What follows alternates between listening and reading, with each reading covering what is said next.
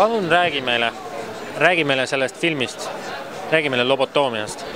Kõige parem on ikka vaadata seda filmi, kuidas sa räägid tervest filmist. No lühidalt öeldes selle filmi režissöör on Valgevene režissöör Jüri Hašivatski.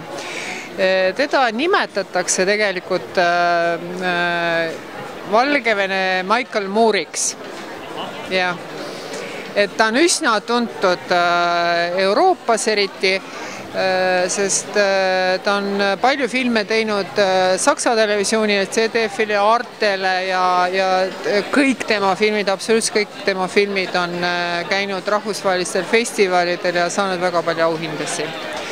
Ja mina olen Jüriga töötanud ka eelneva projekti peal, me tegime koos filmi Kalinovski väljak ja nüüd Lobotoomia.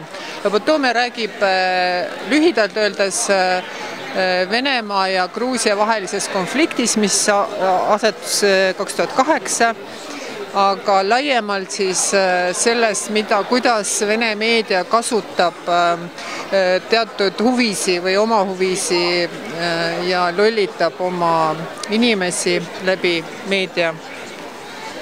Endal hirmus ei ole olla sellise filmi produtsent? No aga mina elan hoopis teises riigis. Oleks hirmus, kui ma elaksin Venemaal ilmselt. Nii et selles mõttes nüüd ma küll ei näe ohtu. Oleks ütleme selline režissöör nagu Andrei Nekrasov, kes tegi samal teemal tegelikult oma filmi. Tema elab Venemaal, temal on ilmselt raskem. Ühesõnaga, millal siis Lobotoomiat uuesti näeb? Seda saab vaadatud nüüd veel kord 5. detsembril Von Krahlis kell 9 õhtul. Kas ennast peab kuidagi meelestama ka ennem? Kas läheb inimene nuttes ära sellelt seansilt või mis taga juhtub seal? Mina arvan, et kuigi see on ikka raske teema ja raske film, nagu inimesed ütlevad, aga tegelikult režissöör oskab sellises üsna meelelahutuslikus vormis rääkida tõsistest asjadest.